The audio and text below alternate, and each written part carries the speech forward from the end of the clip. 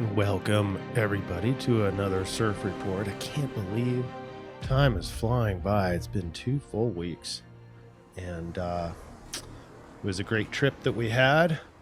But now we need to get into this next CIRF week because we got not only a new moon in Gemini, but we have the summer solstice in the same week. 2 big events, among other things as well. Lots of other energies to talk about, but we're really trying to consolidate our work. So we want 2 main things in this CIRF report. Number 1, we want to know what the main feeling is, the main influence is, so that you can know what fuels and what motivates us to behave is the feeling underneath. So that's why that's important. And there's a lot to it because there's a lot of different energies in the astrology that are vying for our attention, like 6 squares.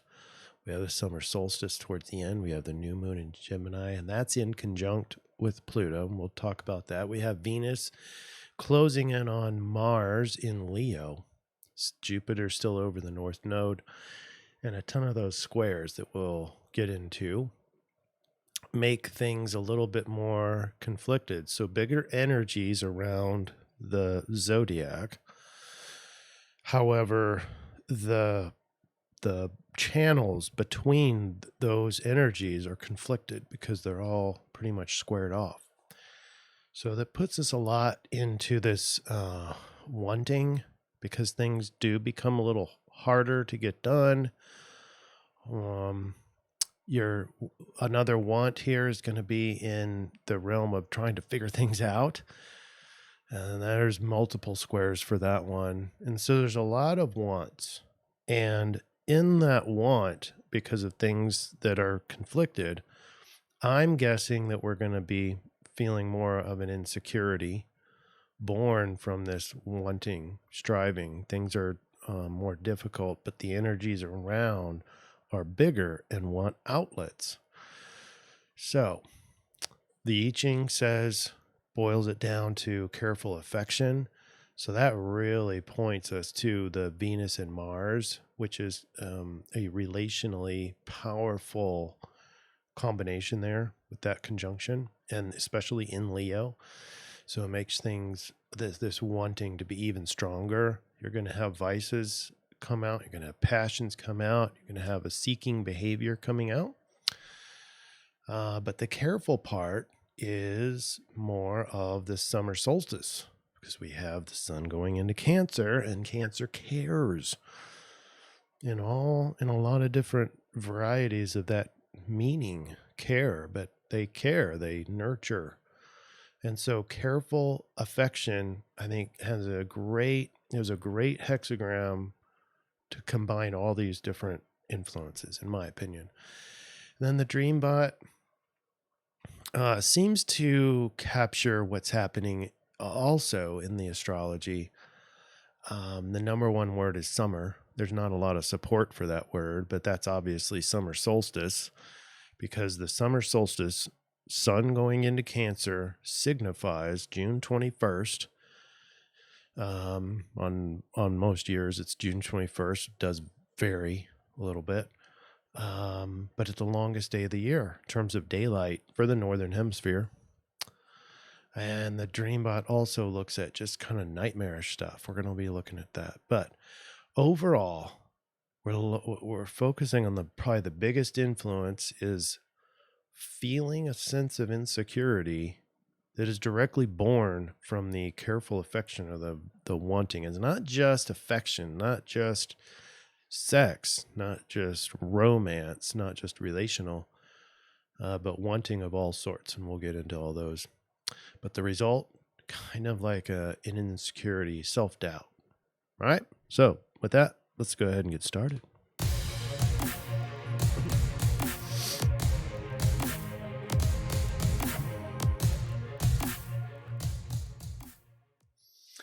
And just a quick reminder of the grand scheme of things. I like to go into these different cycles. Obviously, the CIRF report normally is 1 week cycle, But we have our 6-month cycle here with the eclipses. We're in the Aries eclipse. Your inner warrior rises when you find yourself.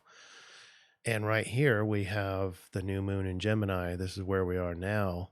And each one of these new moon lunar cycles, roughly a month, is going to help us with our overall finding our inner warrior, finding ourself. And our theme song for this 6 months is Atreyu, Warrior. If you haven't listened to that, go find that. And that all changes on October 14th, 2023, when we have an eclipse, a new moon eclipse in Libra. So as you know, our channels are on a variety of different, our one channel, or one handle, National Dream Center, is on 3 different places: YouTube, Rumble, and BitChute. And across those, we had 2 people that tied for first, and that was Brave Steed and Not For Me To Say. So congrats and big shout out to both of you. And thank you all for your comments, and thank you all for your well wishes on the trip. We had a fantastic time. All right, here's our dream bot. And I'm going to zoom in just a little bit. Top word is summer. That's the sun going into Cancer, as we talked about. And it doesn't have really a lot of solid support. So I started a new theme, a new meme. And that's like nightmares, insomnia, even like a horror show. Not that all these words are horrific, but when you put it all together, it kind of has that negative vibe to it. The alarm, the alarming kind of thing, the moodiness, the creepy, right? So it's not all real negative and nightmares. A lot of it's just the sleep, worry. There's that insecurity thing again. So anyway, take it or leave it, but there's your dream words: nightmare and summer solstice. All right, so let's go back to the astrology. And I'm going to make sure that this slides back over. Thanks for your patience. All right, darken this up a little bit. And what we have the 1 week here in June. That's where, for this CIRF report, we kick it off pretty early with a new moon in Gemini. And then we're going to see Saturn station for several days. It's a lot slower outer planet. And then it's going to go retrograde. And then we have Venus and Mars. Now, there is some controversy in astrology where not everybody agrees.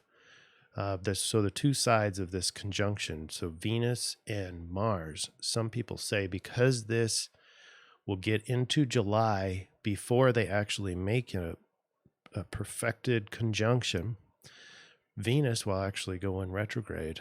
And so we'll never get to a true conjunction until I think it's February 2024. So quite a ways away. And I think that's in Gemini. But my point here is that one camp in astrology says that because that never perfects technically, that this is not a thing. This is not an energy. I don't normally abide by that. If the energy is here, it's not going to be a strong energy, depending on where it is in the profile. These are like 5 to 6 degrees away from each other this week. I think there's at least a medium level influence here, as evidenced by our triangulation, which is the I-Ching 54. And then the other thing of note are a couple of squares: Sun square Neptune. We'll talk about Mars square Uranus, and Mercury square Saturn. In particular, the most intense one is the Mars and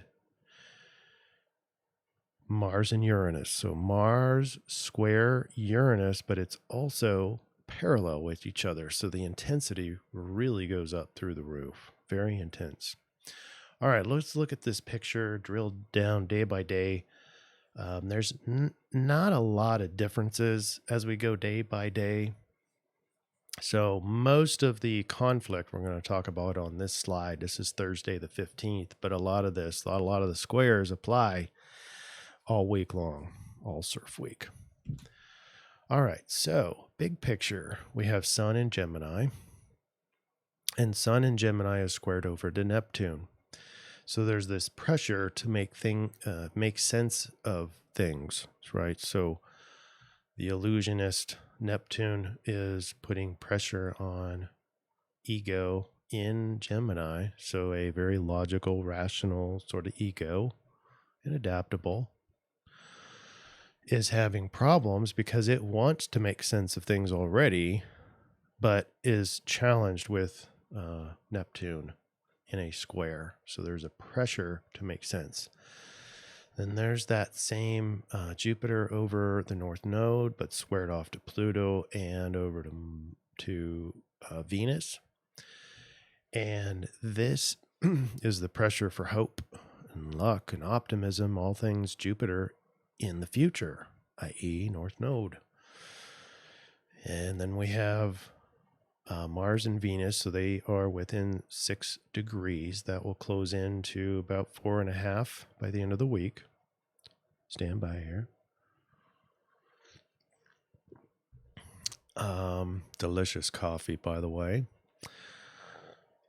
All right, so we have Venus and Mars in Leo, 6 degrees, so it's going to be a light conjunction at this point. They are lightly melded together, and normally in a chart, any sort of chart where you got Venus and Mars together, we see a rise in passion, and that's correlated with how tight that is. So it starts with a light passion, and Leo is these planets are in Leo, which is another very passionate energy. So extra passionate, extra wanting. You know, there's that leadership archetype of Leo. So there's this getting, I want. It's a strong want. It could be a lot of creativity, could be in art, could be in relationships, but a lot of wanting, okay? Passionate wanting. And as this gets tighter, it'll feel stronger. So the pressure to want real material change is because we have Venus and Mars in a square over to Uranus, which I mentioned.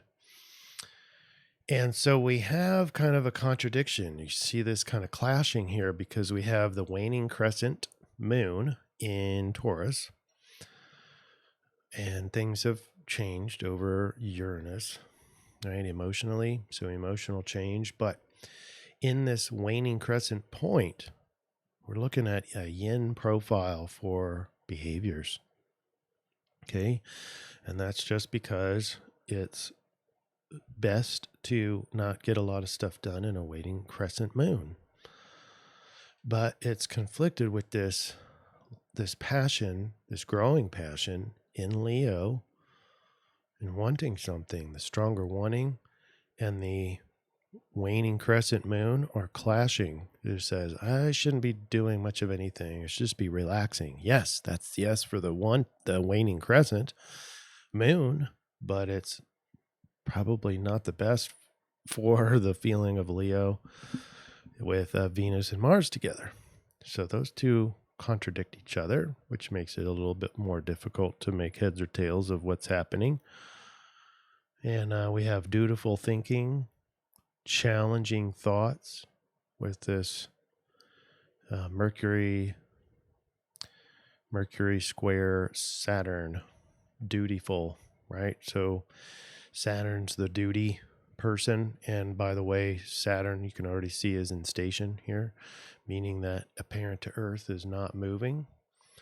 And that'll last for a few days. So that's an extra strong Saturn.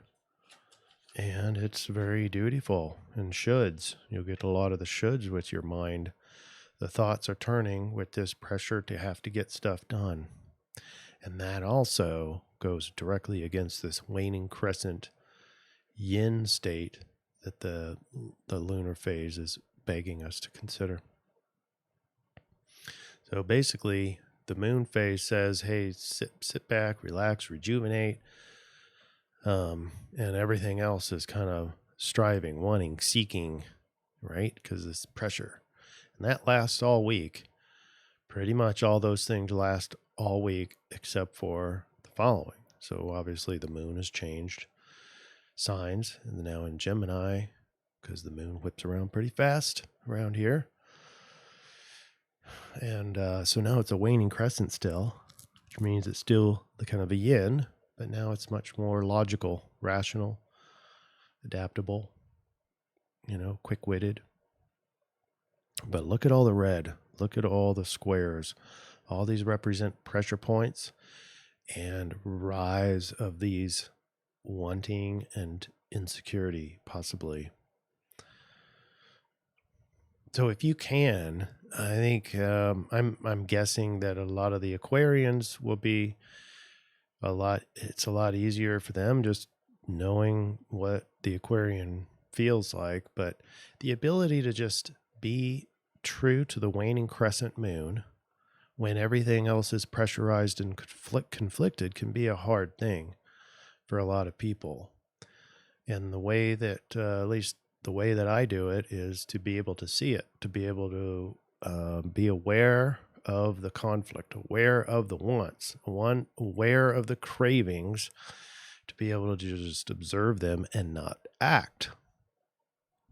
But harder said than done, especially for some of these other signs in different ways. Okay, Saturday now we have the new moon at 11:37 p.m. on the 17th of June, daylight savings time, Central time zone. And the moon is completely dark because it's a new moon. And it'll be dark roughly within start showing a sliver roughly 24 hours later, so into Sunday. We'll get to that later, but in this darkened moon point, it's in Gemini, so it's a cycle. It's a new moon cycle for all things Gemini. So learning something would be great. Understanding things, making sense of things, adapting to things, maybe a goal in communication, maybe a goal in commute. All these things are associated with Gemini. Learning, communicating, talking, thinking, rationalizing, adapting, wit, some humor in there. So that's the essence of this new moon. This is the time to go introspective. It's not a time to just go right out the gate and start getting stuff done for this lunar phase. This is the time to envision the goals, to let the ideas percolate, to brainstorm, and to figure out what of those kinds of Gemini things are you going to achieve this lunar cycle. So this is the phase in which we sort of just identify or let those thoughts come to us. It could be challenging for some people with this Pluto in conjunct, making us have to adjust to Pluto, or maybe the feeling of the destroyer coming along can be learned helplessness kind of feeling. So, but if you can feel Pluto for what it really is, which is the very deep subconscious power, we can have a very transformative energy stamp on this lunar cycle, on this new moon. Okay. So what some people will be able to do is this stronger desire, for example, over here, and all these conflicted pressure points is going to build the extra wanting. We can channel that into direct planning for this this Gemini new moon. Okay. So design your Gemini goals, and that's for the next 2 to 3 weeks. This first week in the new moon cycle is from here up into the first quarter moon is to really just design your next couple of weeks and have some goals set out that'll be finished roughly in about 2 weeks at the time of the full moon. Doesn't have to be right on the full moon. But this is the designing phase. So we're going to start the yang phase of Gemini new moon. But the goals will be created, or particularly carried out, between the first quarter and the last quarter. Okay. All right. Sunday, the 18th. We have the moon has entered into Cancer and still in a waxing crescent. This is just roughly noon. There's nothing special about this time. Sunday, the 18th. Still those pressure points, still the inconjunct on Sun and Moon with Pluto. So nothing changed too much. Now, Monday, wanted to really point out the difficulty with the Sun, because we have only the Sun in conjunct with Pluto, and that's a pretty precise one. We're looking at just a degree or two, and that's just going to get a little tighter here. And so the Sun in Gemini, the adaptable Gemini, is able to adapt, but it has to adapt to this Pluto that is trying to access your to-do list or the next hill to climb. And so there's forced adaptation there. And then we have Sun square Neptune that we talked about. And that's pretty tight as well. It is on the waxing side, the waning side of this square. And within a couple of degrees of a perfect square on Neptune. So just the pressure to figure out the truth, pressure to know, pressure to figure things out. Tuesday, not much change. We're not at first quarter moon yet. Not even close yet.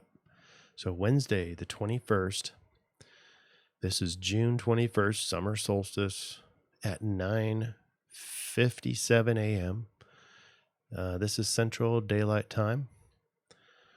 And so Eastern is obviously an hour ahead of that. So 10:57 on June 21st. We have the Sun directly over at the height of its, when we include the Earth tilt. This is the direct over the Tropic of Cancer. At the same time, this Sun goes into Cancer. Is there any coincidence those two things are named the same? No, it's not. No coincidence.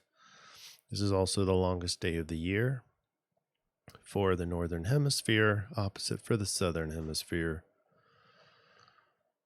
And that'll all reverse into winter solstice in Capricorn. And we still have the Tropic of Capricorn when that happens. But nonetheless, this is Sun going into Cancer. This is summer solstice for the Northern Hemisphere, and this is where a lot of festivals happen. There's a lot of parties, a lot of pagan rituals, a lot of old rituals. But we don't even have to go into the woo-woo stuff. We can just go seasons. The new season, summer, technically starts right here. That's summer solstice at 9:57 Central Daylight Savings Time with all the other squares. So there's that. And that ends it. That rounds us out. You can decide what you would like to do for this summer solstice. There's nothing necessary that has to be done. In the past, in antiquity, I think they were having human sacrifices, animal sacrifices. That's not required. So you can look up all these different rituals and do something that's meaningful for you. Some of us just want to go to a water park and celebrate that summer's coming. That's fine. Whatever's meaningful for you. But just the advice here for the energy is to watch out for the wanting too much and how that translates into feeling insecure or self-doubt. All right, let's look further into our triangulation. Now we're looking into the careful affection of hexagram 54, conflicted feelings of affection coupled with insecurity.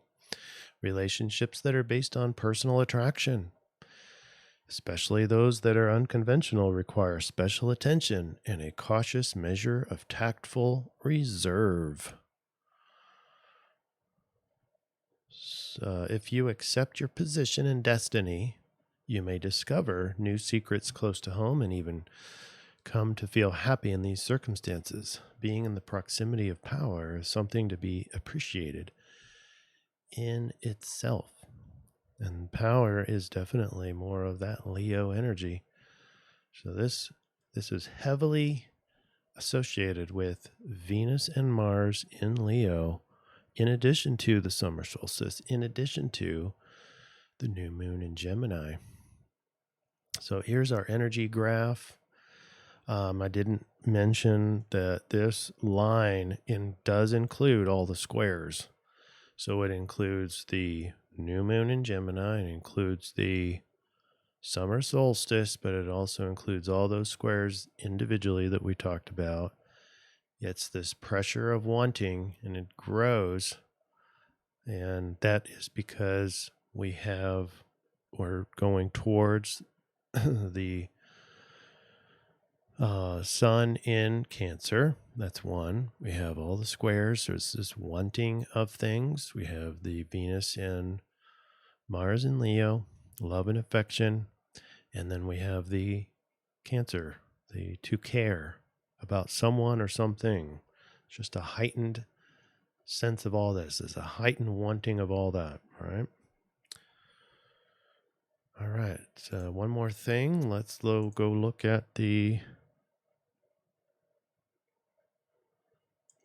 influence chart so we can move on to the solution.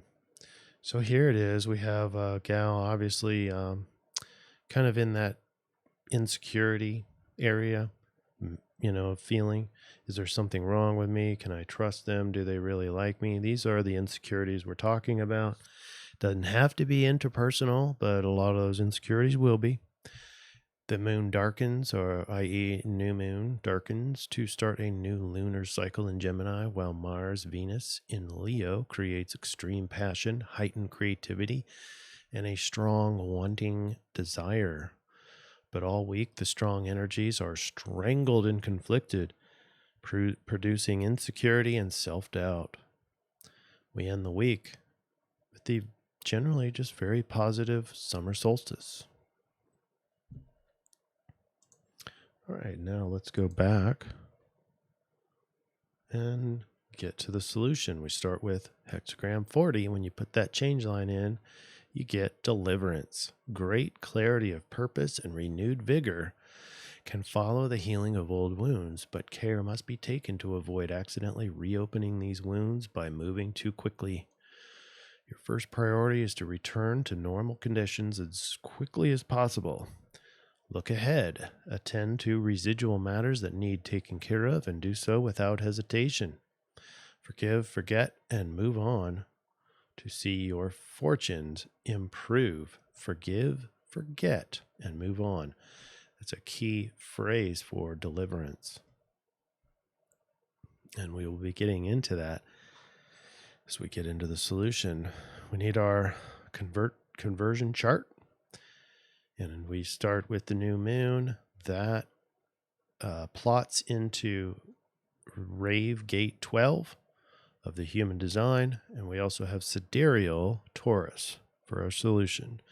Now, if these two different modalities, we have Tropical Astrology as the influence, Sidereal Astrology is our solution or our behavior.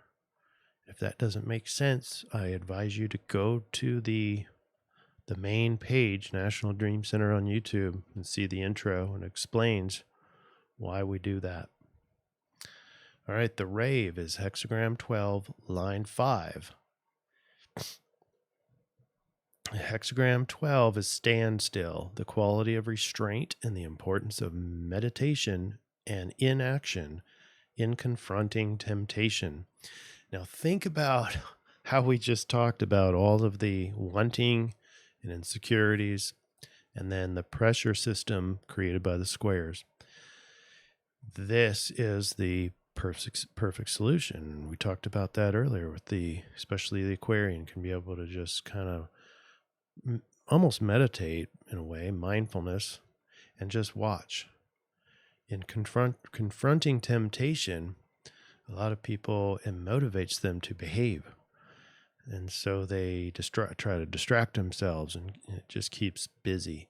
So the premium way, this is what the rave is basically saying, premium way to handle wanting and temptation is just to see it. Becomes a lot easier to restrain yourself when you're just accepting it for what it is and not having to do anything about it. Very difficult, though, for a lot of people. All right, line 5. The pragmatist. The success of restraint lies not in abandoning the lessons learned when the phase ends. So, light is always conscious of darkness. Caution as an expression of social experience. So it's the caution of sort of a non-doing. Now that's a perfect match to the new moon phase. So the waxing crescent moon. All right, ready? Let's get into the solution. Solution slide. Here we go. Can you see it all? Other than this part here. All right, so we have deliverance, the I-Ching. And what are we doing with this slide? We are triangulating. So we're going to triangulate between the I-Ching 40, deliverance, the gate 12, line 5, pragmatist, and sidereal Taurus to get our overall solution. This week's triangulation is a fantastic extension from the last CIRF solution. This week is about using grounded Taurian integrity to pragmatically confront temptations, cravings, impulses, or habits. These are all part of the subconscious shadow. Remember, we were working on shadow last time. And maybe those habits that have been hard to break. The Venus-Mars conjunction in Tropical Leo will most certainly generate these vices to work on. The rise of temptation, the rise of wanting, the rise of yang seeking. This week's gift is deliverance, and therefore it's important to spend contemplative time in forgiveness mindsets, especially to self, and recalling past lessons in attempts to restrain the shadow.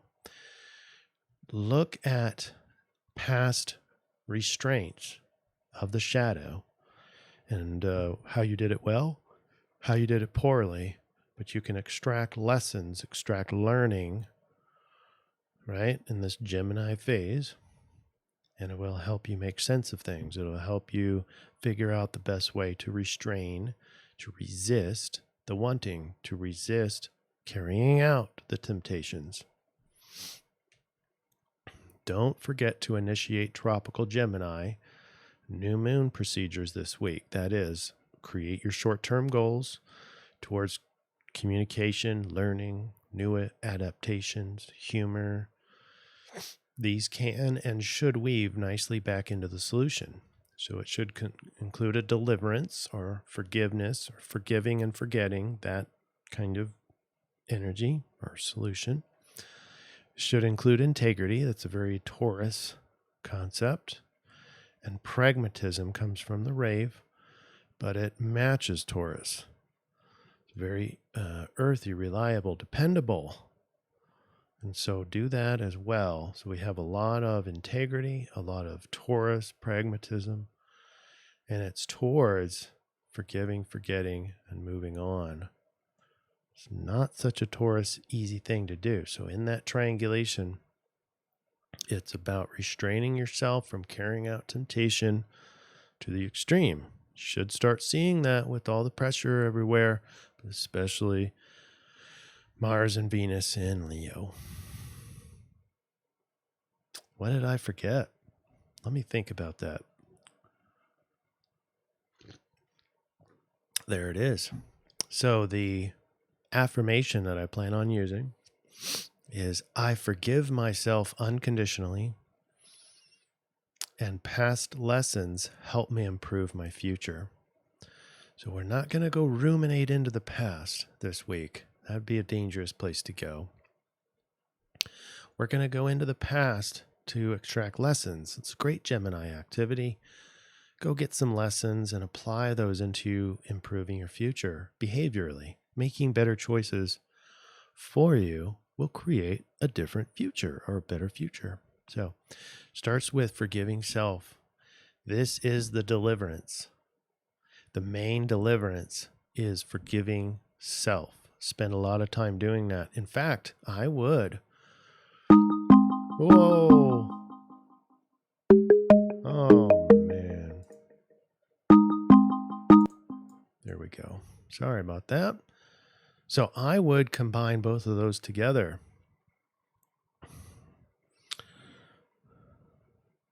Forgiving self above all else. That's the best way to handle this insecurity and wanting and seeking behaviors and energies, is to forgive self. And this will be a great time to use that Pluto in conjunct over to Sun, and you can forgive self, deliverance, at times of old shadow, like old habits, old cravings, old drug use, old addictions, old temptations. Take those. And good shadow work is bringing them to the fore, not in a judgment way, but in a very helpful learning way. Learn from those past, build and improve choices for your future. All right. I think that's the 95% solution that I had for you. Let me know if you got any questions, and have a great week. Welcome back, everybody. We'll see you next week.